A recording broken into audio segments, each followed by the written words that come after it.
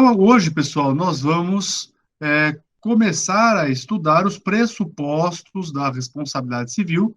O primeiro deles é o agente. O agente. Vamos ao conceito, então, de agente. Quem é o agente? Né? O agente na responsabilidade civil, pessoal, acho que eu creio é o pressuposto mais simples. Na verdade, a maioria das doutrinas, Carlos Roberto, Pablo, por exemplo, Maria Helena, eles estudam a figura do agente junto com o segundo pressuposto que a gente coloca aqui, que é a ação ou omissão. Tá? Eu gosto de separar, para ficar mais claro. Né? Então, a primeira figura, a gente vai estudar agora a pessoa, quem pratica o ato. Né? A pessoa que pratica o ato. Nessa situação aí, pessoal, quem que pode ser agente da responsabilidade civil? Então, nada mais é do que aquele que vai praticar a conduta lesiva e que vai causar dano a outra pessoa ou que vai responder por esse dano. Então, na verdade, tecnicamente, pessoal, nós temos duas categorias de pessoas que podem responder.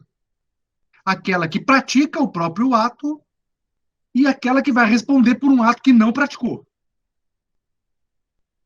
Tá? Então, por isso que a gente pode falar, pessoal, que ingressa aqui nesse conceito a ideia daquelas pessoas que, por causa da lei, a lei vai falar, ó, nessa situação aqui, você responde por esse ato. Mesmo você não tendo praticado o ato, você vai responder pelo ato. Então, como eu disse para vocês, a gente tem, então, duas categorias de agentes. A primeira categoria, que é aquele que você vai responder pelo seu próprio ato, e a segunda categoria, em que você vai responder por um ato que você não praticou. Tá?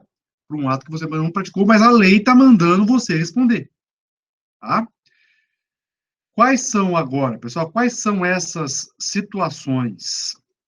Então, nós temos aí três espécies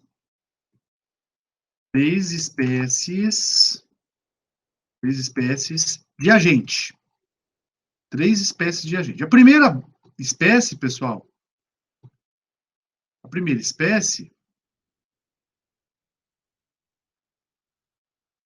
é aquela onde a pessoa vai responder pelo seu próprio ato.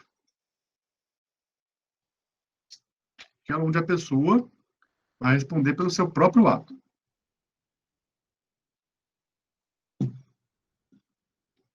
Que é a base, né, pessoal? É a regra primordial. Então, por exemplo, você está lá dirigindo o seu carro, você não observa a placa pare e você bate o seu carro. Nessa situação, você mesmo vai responder por essa indenização. Tá? Beleza? Então, essa aqui é a base, é o básico. Você respondendo pelo seu próprio ato. Tá? Mas, pessoal, como eu disse para vocês, pode acontecer do agente, né, responder por um ato que não praticou. E quando isso acontece, pessoal, nós temos duas hipóteses em que a pessoa pode responder por um ato que não praticou. Primeira hipótese. Aquele que responde por um ato de terceiro. Veja, pessoal, que, como eu disse para vocês lá na nossa aula passada, no direito penal, jamais um terceiro vai responder penalmente por uma conduta ilícita penal. Mas aqui não, pessoal. Aqui há a possibilidade, há o risco de você responder por um ato de uma outra pessoa. Alguém pode me dar um exemplo? Os pais respondem pelos atos do incapaz, pai, tutor, curador, por aí vai. Beleza, outro exemplo, pessoal. Mais um exemplo aí. A gente pode colocar aqui, pessoal, um exemplo. Artigo 932. O exemplo, então, aqui, pessoal, o artigo 932 do Código Civil. Além desse, pessoal, também o artigo 37, parágrafo 6º da Constituição Federal, que fala do Estado. Tá? Quando um agente público pratica um dano, pessoal, quem responde é o Estado. Então, veja que o Estado tecnicamente, não foi o Estado que praticou a lesão, foi o agente público. Né? mas o Estado vai responder, né? Artigo 37, parágrafo 6º. Mas vamos para o artigo 932, pessoal, que para nós aqui é o mais básico agora. Olhem lá. São também responsáveis pela reparação civil. Inciso 1. Os pais pelos filhos menores que estiverem sob sua autoridade e sua companhia. 2. O tutor e o curador pelos pupilos e curatelados que se acharem nas mesmas condições. 3. O empregador ou comitente por seus empregados serviçais e prepostos no exercício do trabalho que lhes competir ou em razão dele. 4. Os donos dos hotéis, hospedarias, casas ou estabelecimentos onde se albergue por dinheiro, mesmo que para fins de educação, escolas, pelos seus hóspedes, moradores e educandos. E os 5, que também não é muito relacionado à nossa aula, mas os que gratuitamente houverem participado no produto do crime, até a concorrente quantia. O que interessa para nós são esses 4 aqui, pessoal.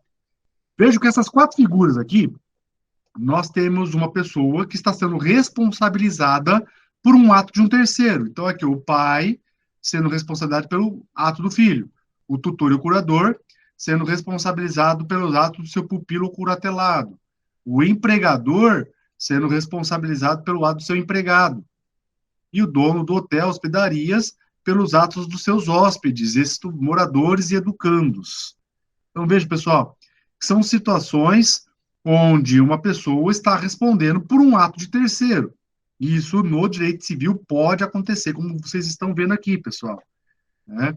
Vamos então usar como um exemplo, que eu já falei na aula passada para vocês. O empregado está lá trabalhando e causa um dano a um cliente. Quem que vai responder? O empregador, né? Se você está lá com seu filho e seu filho é lesionado por um colega de escola, né? Um colega de escola, já aconteceu, por exemplo, lá na Sexta Vara Civil, um colega enfiou o lápis no olho do outro colega, né? Na brincadeira, mas aconteceu. A escola responde? Sim, responde, tá?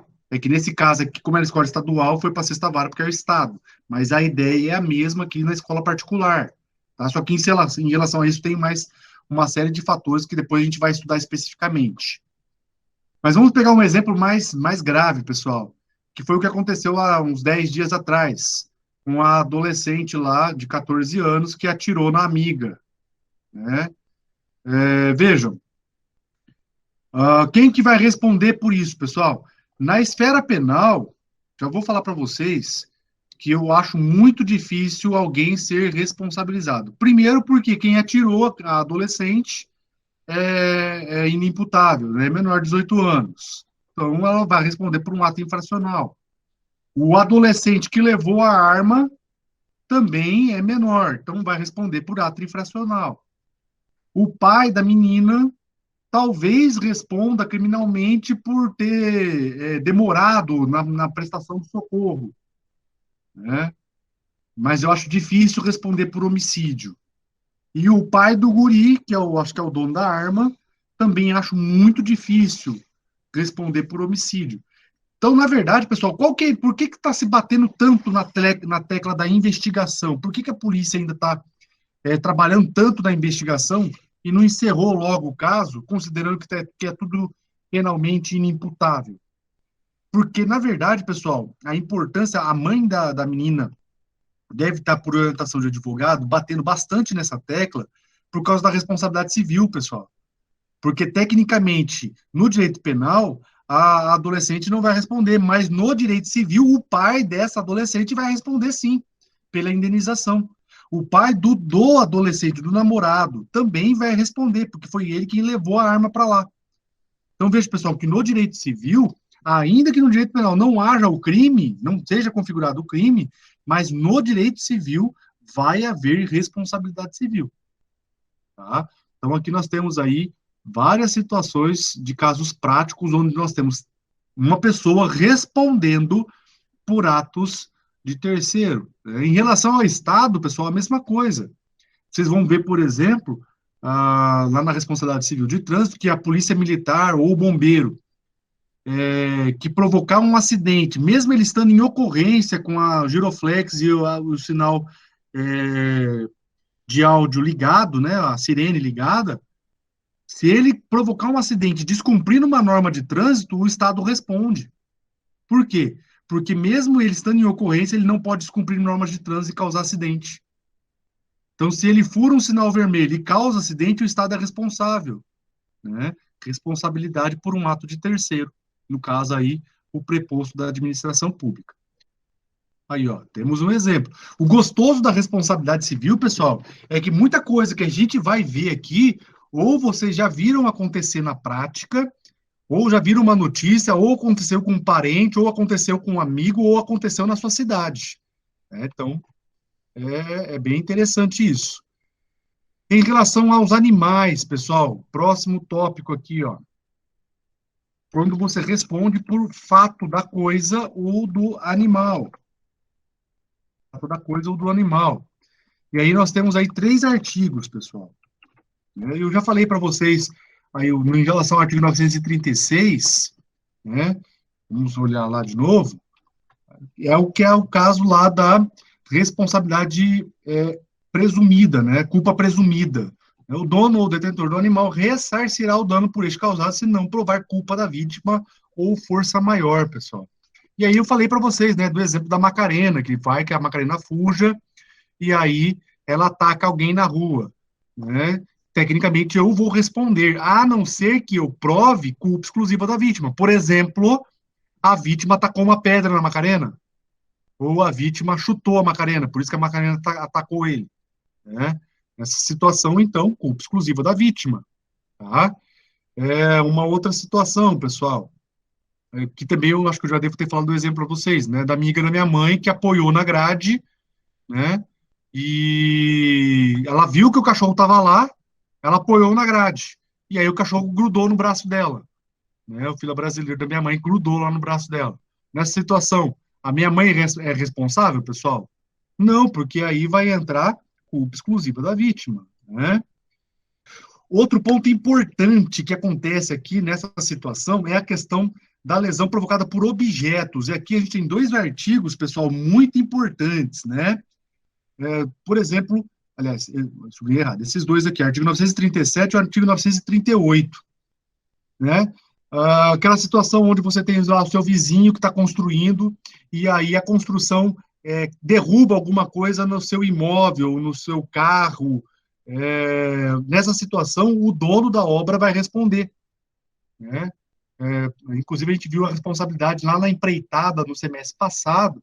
Vocês estudaram que a responsabilidade civil do empreiteiro e do dono da obra em relação aos danos praticados em relação a terceiros. Então, veja, pessoal, tá lá, aconteceu isso com uma aluna minha um ano passado ou retrasado, não lembro, mas estava construindo um prédio do lado de onde ela morava, e aí o que aconteceu, pessoal? Na hora que foram concretar a laje do prédio, sei lá, alguma coisa assim, na verdade, eu acho que concretaram o carro dela, né? Porque o carro dela ficou cheio de concreto, né? E teve que pintar o carro inteirinho, né? Manchou todinha a pintura do carro por causa do tanto de concreto que caiu no carro dela. Então, nessa situação, pessoal, vejam que eu vou aplicar a regra do artigo 937, tá? Em relação a uma obra que provoca danos na propriedade vizinha, tá? O dono da obra é obrigado a indenizar. E o artigo 938, pessoal, é naquela situação onde você tem um prédio que dá frente para a rua, janela para a rua, né? No passeio público. E aí cai alguma coisa da janela, cai alguma coisa da sacada e atinge o pedestre que está passando lá embaixo. Nessa situação também há responsabilidade civil, tá, pessoal?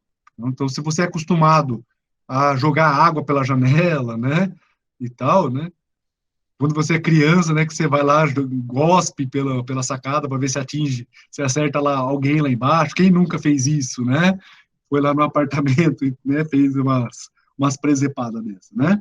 Então, mas se você derrubar alguma coisa da sacada ou da janela e acertar a pessoa que está passando lá embaixo, ou algum objeto ou algum bem, um carro, por exemplo, né, você vai responder. Se conseguir identificar o apartamento ou a sala onde caiu esse objeto, essa sala, o proprietário dessa sala vai responder. Se não conseguir identificar, pessoal, a fachada inteira do prédio vai responder solidariamente. Mas veja, pessoal, que nessa situação, se você não consegue identificar de onde caiu o objeto, a fachada inteira do prédio vai responder, tá? E se não for possível ainda assim, o condomínio responde, tá? Então, mas depois a gente vai se aprofundar um pouquinho no estudo desse negócio aqui. Pessoal, agora uma outra questão importante. Opa, não é isso aqui não. Aqui. Uma outra questão importante, pessoal. A questão da capacidade dentro da responsabilidade civil. Capacidade e responsabilização. Bom, na verdade, pessoal, como vocês viram lá no primeiro semestre, em geral, a capacidade de fato, né, traz para a pessoa a possibilidade dela, por si só, exercer os seus direitos. Né? A gente vê, vocês estudaram que capacidade de direito todos têm, mas a capacidade de fato, só a pessoa que não entra numa causa incapacitante tem ela, né? Que a gente chama de capacidade de exercício, ou seja, você pessoalmente ter direitos, exercer esses direitos e ser obrigado nos seus deveres, né? E assim, pessoal, responder pelos seus atos, né? Quando você tem uma causa incapacitante, a gente diz então que você tem uma incapacidade ou absoluto relativa que está lá no artigo 3º e 4º do Código Civil. Tá? Isso, pessoal, é o que a gente chama de capacidade genérica, né? Capacidade para os atos da vida civil em geral. Como é que é, pessoal, na responsabilidade civil? Traduzindo a minha pergunta. Há a possibilidade de um incapaz responder civilmente, ou seja, indenizar pessoalmente por um ato danoso que ele provocou? Não o pai, o menor, o incapaz. O incapaz ser responsabilizado pessoalmente por um ato danoso que ele praticou. É possível, pessoal? A gente sabe que no direito penal não há nenhuma hipótese onde o menor responderá, um incapaz responderá penalmente. Mas e no direito civil? É possível um incapaz responder sem ser pelos seus pais? A gente tem que tomar um cuidado, porque a capacidade na responsabilidade civil, ela é um pouquinho diferente da capacidade genérica. Tá? A capacidade e a responsabilização na responsabilidade civil é um pouco diferente e merece uma análise mais cautelosa, pessoal. Vamos dar uma olhada no artigo 928 do Código, pessoal. Olhem lá o que fala o artigo 928 do Código.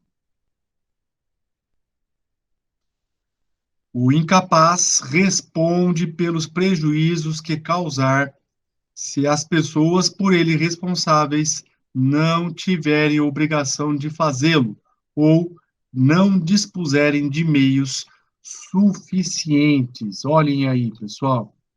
O que significa isso? Isso aqui significa o seguinte, pessoal: responsabilidade subsidiária do incapaz.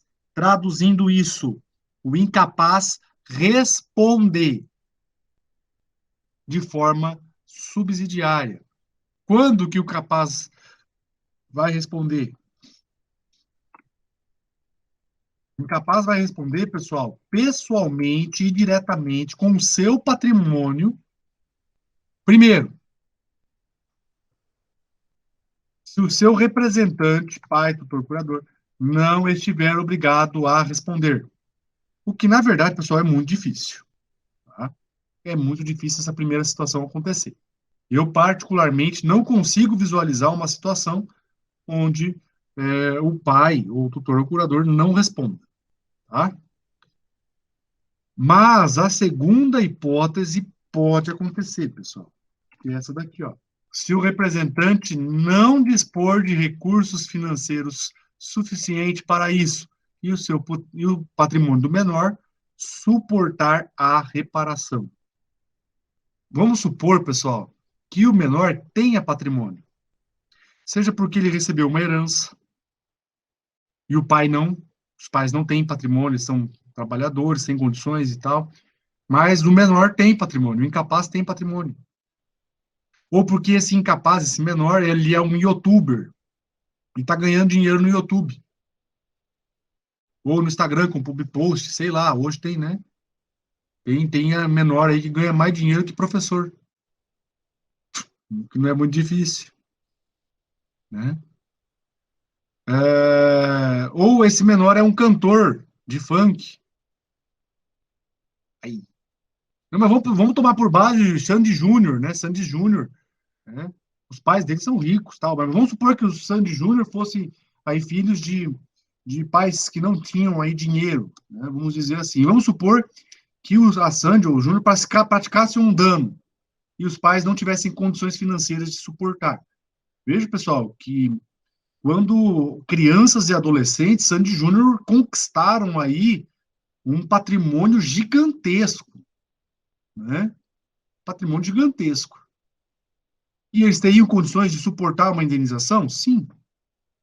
Então, veja, pessoal, que nessa situação, se o pai, ou a mãe, ou o representante desse incapaz não tem recursos financeiros e o incapaz tem, ele vai responder pessoalmente pela indenização.